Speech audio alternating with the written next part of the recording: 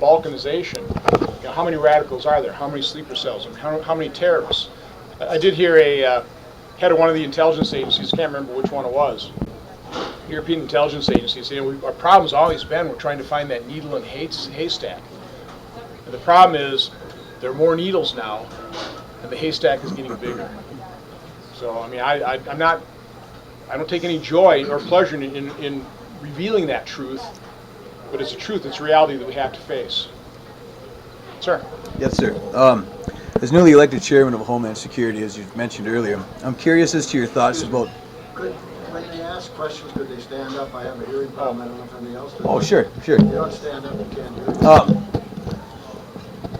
I'll just start all over. As newly elected chairman of Homeland Security, as you mentioned earlier, I'm just curious as to your thoughts in regards to the NDAA of 2012, specifically sections 1021, 1022. Well, you got to tell me what those are. I mean, there are a lot of... It goes on to, it redefines the term terrorist to include activists and protesters, and it also has a clause for indefinite military detention, including Americans without due process. Okay. I was just curious as to what your thoughts were on that. Well, I'm not sure about defining terrorists as whatever you said. Activists and protesters. Okay. Obviously, we value civil liberties here, and we should have the right to protest and be active. That's an incredibly important part of our freedoms, of our free speech, and that's really, quite honestly, what's being threatened by the terrorists right now with the attack at Charlie Hebdo. I mean, that was an assault on freedom of expression, freedom of speech. That's what we value here. So, I'm not exactly sure of the exact wording or how that.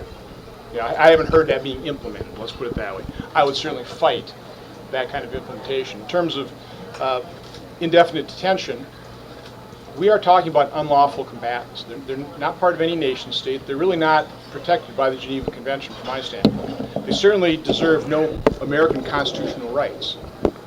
So this is an unusual situation we're in. This is a whole new world in terms of, we're fighting this war against an ideology that's metastasized, it's spreading. It's not a nation state. There's not going to be an end point. Okay, well, like we defeated Germany and there's a unconditional surrender.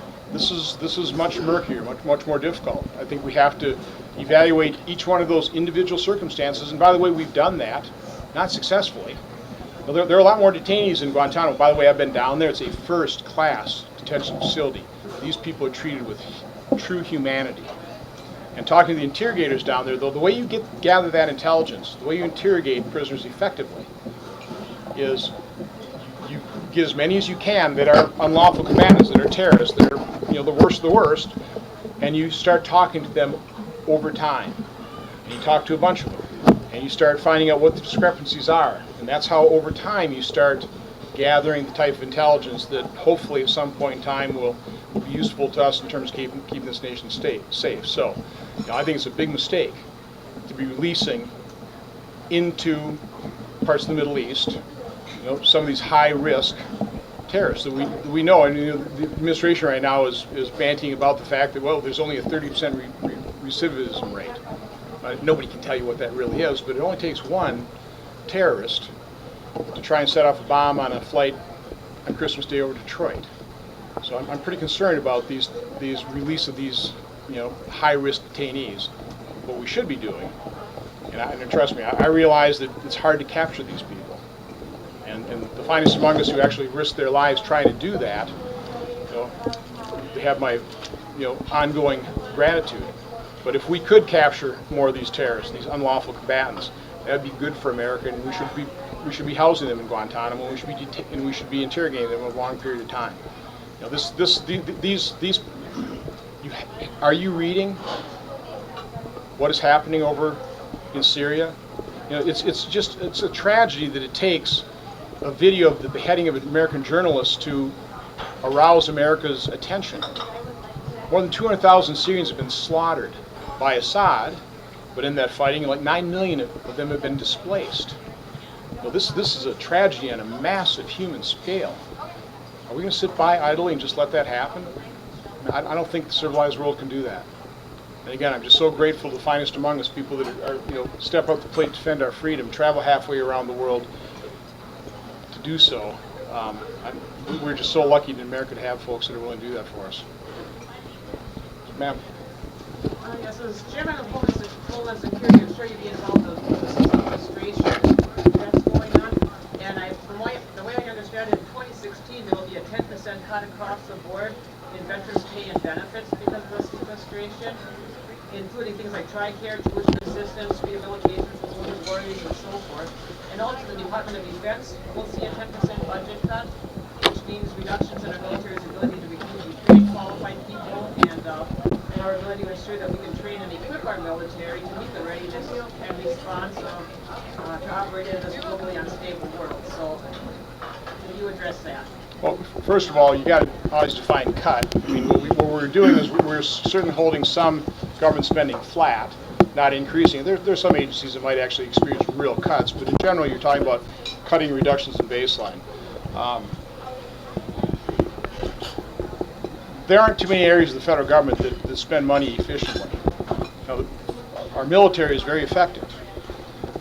So we certainly could take a look at the military budget and take a look at what can we save money on. I mean, for example, I think these are numbers from Tom Coburn.